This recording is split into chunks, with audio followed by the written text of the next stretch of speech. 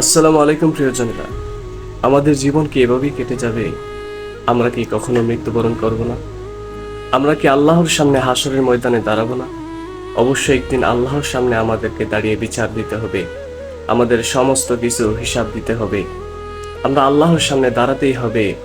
তাহলে কিসের এত অহংকার, কিসের এত দাম্ভিকতার সাথে আমরা এই দুনিয়াতে চলি? আমাদের অহংকার, টাকা পয়সা সমস্ত কিছু শেষ হয়ে যাবে যেদিন আমি আপনি সকলে কবরে চলে যাব। চলুন শুনে আসি আমাদের প্রিয় শেখের মুখ থেকে দুনিয়া এবং অহংকার নিয়ে কিছু কথা। এই বান্দা, কি ভেবেছ? তুমি কি ভেবেছ যে তোমার উপরে কারো কোনো শক্তি নাই?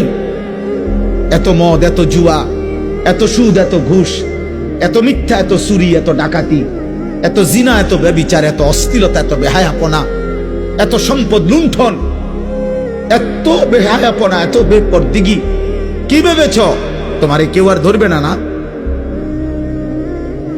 আল্লাহ মনে করাইছে আমার। আয়াহসাবু আল্লাম ইয়ারাহু আহাদ। আল্লাহ বলেছেন, ভেবেছে কি বান্দা যে তাকে কেউ দেখে না? কি ভাবছো বান্দা, তোমাকে কেউ দেখে না?